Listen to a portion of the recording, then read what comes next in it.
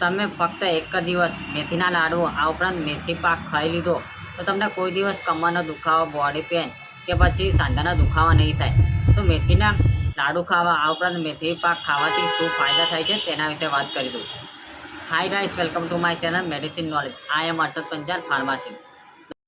પહેલાંના લોકો કહેતા કે તમે શિયાળામાં જેટલો ખોરાક કરો તેટલો ઓછો છે. શિયાળામાં આપણી બોડી વધારે એક્ટિવ હોય છે, જેનાથી આ ઋતુમાં તમે મેથી પાક, ગુંદ પાક, ડ્રાયફ્રૂટ કે પછી સૂકા મેવા આ ઉપરાંત લીલી શાકભાજીનું સેવન કરો તો તે તમારે શરીર માટે લાભદાયક કહેવામાં આવે છે, કારણ કે તેની અસર આખું વરસ રહે છે અને બોડી એ એક્ટિવ રહે છે તથા બોડીની ઇમ્યુનિટી સિસ્ટમ પણ સ્ટ્રોંગ બને છે. આજના વિડીયોમાં આપણે મેથી પાક, જેને આપણે મેથીના લાડુ કહીએ છીએ, તેના વિશે વાત કરીશું કે મેથીના લાડુ ખાવાથી શું શું ફાયદો થાય છે. શિયાળાની ઋતુમાં સવારમાં મેથીના લાડુ ખાવાના અનેક ઘણા ફાયદા થાય છે, જેનાથી જે લોકોને સાંધાના દુખાવા હોય, કમરનો દુખાવો હોય, આ ઉપરાંત બોડી પેન થતું હોય તથા છોકરીઓ અને લેડીઝને પીરિયડ પેન હોય તેવી અવસ્થામાં મેથીના લાડુનું સેવન કરે તો તેમને આ બધા પેનમાંથી રાહત મળે છે. વાત કરીએ કે મેથીના લાડુ ખાવાથી શું ફાયદો થાય છે, તો જે લોકોને સાંધાના દુખાવા હોય, કમરનો દુખાવો થતો હોય કે પછી શરીરના કોઈપણ ભાગમાં દુખાવો થતો હોય, બોડી પેન થતું હોય, આ ઉપરાંત અમુક ટાઈમે તાવ આવી જતો હોય, તેવી અવસ્થામાં જો રેગ્યુલર મેથીના લાડવાનું સેવન કરવામાં આવે તો આ બધામાંથી રાહત મળે છે. તમારો દુખાવો કાયમ માટે જતો રહે છે, કારણ કે મેથીના લાડુની અંદર એન્ટી ઇન્ફ્લામેટિવ એજન્ટ રહેલો છે, જેના કારણે શિયાળાની ઋતુમાં ખાવાથી તમને ફાયદો થાય છે. આ ઉપરાંત બીજા ફાયદાની વાત કરીએ કે સુવાવડ ટાઈમે જો મેથીના લાડુનું સેવન કરાવવામાં આવે તો જે સ્ત્રી માતા બનવાની હોય, આ ઉપરાંત કે માતા બની ચૂકી હોય અને તેને બાળક થઈ ગયું હોય તેવી અવસ્થામાં જો મેથીના લાડવાનું સેવન કરવામાં આવે તો તેને અનેક ઘણા ફાયદા થાય છે, કારણ કે આવી અવસ્થામાં સ્ત્રીની ઇમ્યુનિટી સિસ્ટમ એ લો થઈ જાય છે અને તેમને અશક્તિ, વીકનેસ જેવી તકલીફ રહે છે. આ ઉપરાંત તેમને ધાવણ નથી આવતું. આવી અવસ્થામાં જો મેથીના લાડુનું સેવન કરવામાં આવે તો માતાને ધાવણ આવવા લાગે છે, કારણ કે મેથીની અંદર એવા ગુણધર્મો રહેલા છે કે ધાવણ આવવા માટે તે પ્રોપર વર્ક કરે છે અને જે માતાને ધાવણ જલ્દી ના આવતું હોય તેવી અવસ્થામાં જો મેથીના લાડુનું સેવન કરાવવામાં આવે તો તેમને ધાવણ આવવા લાગે છે.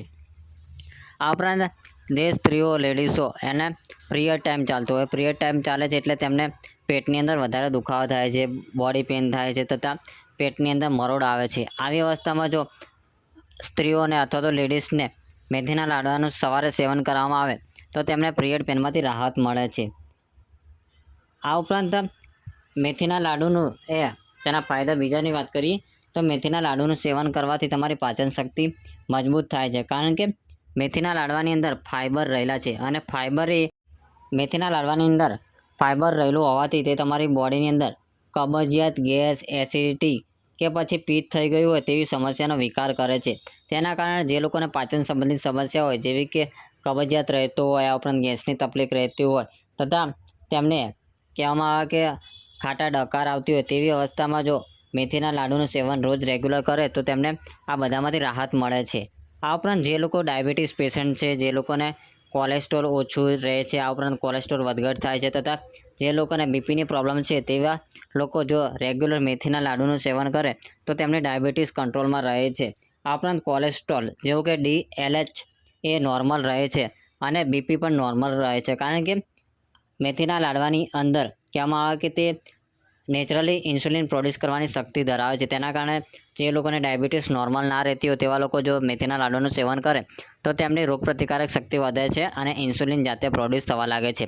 આ ઉપરાંત જે લોકોને હૃદય સંબંધિત જે લોકોના શરીરમાં લોહીની કમી હોય, એટલે કે આમાં કે RBC, WBCની કમી હોય તેવા લોકો માટે આ મેથીના લાડુનું સેવન કરવું એક રામબાણ ઇલાજ કહેવામાં આવે છે, કારણ કે મેથીના લાડુની અંદર ભરપૂર માત્રામાં કેલ્શિયમ, પોટેશિયમ, વિટામિન અને આયરન મળી આવે છે. જે લોકોને લોહીની ઉણપ હોય, આ ઉપરાંત જે લોકોને એનેમિયાની કમી સતાવતી હોય, ખાસ કરીને છોકરીની અંદર એનેમિયાની કમી સૌથી વધારે જોવા મળે છે, તેવા લોકો જો આ મેથીના લાડવાનું સેવન કરે તો તેમને લોહીની માત્રા વધવા લાગે છે. તેમની લોહીની માત્રા ધીમે ધીમે વધે છે, પરંતુ 100% વધવા લાગે છે અને એનેમિયાની કમી દૂર થાય છે. આ ઉપરાંત જે લોકોને કેલ્શિયમનું ના મળતું હોય, જે લોકોને કેલ્શિયમની કમી હોય, પ્રોટીનની કમી હોય અને વિટામિનની કમી હોય તેવા લોકો જો મેથીના લાડવાનું રોજ રેગ્યુલર સેવન કરે તો તેમનું વિટામિન મળી રહે છે અને ઇમ્યુનિટી સિસ્ટમ પણ સ્ટ્રોંગ થાય છે.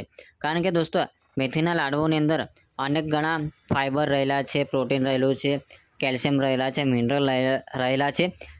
તેના કારણે જો મેથીના લાડવાનું સેવન રોજ કરવામાં આવે તો તમને અનેક ગણા ફાયદા થાય છે અને બોડીની અંદર એક એનર્જી બની રહે છે.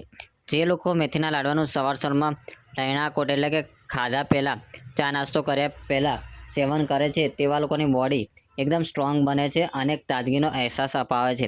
વાત કરીએ કે મેથીના લાડવાનું સેવન કઈ રીતે કરવું જોઈએ, તો દોસ્તો શિયાળાની ઋતુ આવે એટલે મેથીના લાડવાનું તમારે બનાવીને સેવન કરવું જોઈએ. મેથીના લાડવાનું સેવન એ તમારે કન્ટિન્યુ 4 મહિના કરવું જોઈએ અને તમારે ખાવાના કઈ રીતે છે તેની સવારે ઉઠીને બ્રશ કરીને આ મેથીના એક લાડવાનું સેવન કરવાનું છે અને તેના ગાધા પછી તમારે અડધો કલાક સુધી પાણી નથી પીવાનું અને ત્યાર પછી તમે કોઈ પણ નાસ્તો, ચા નાસ્તો કરી શકો છો. તો દોસ્તો આજના વિડીયોમાં આપણે વાત કરી કે મેથીના લાડુ ખાવાથી કયા કયા ફાયદા થાય છે તેના વિશે વાત કરી. તો દોસ્તો મારો વિડીયો કેવો લાગે, સારો લાગે તો શેર કરો, સબસ્ક્રાઈબ કરો અને કમેન્ટ કરો. આવતા વિડીયોમાં નવા વિડીયો સાથે ફરી મળીશ.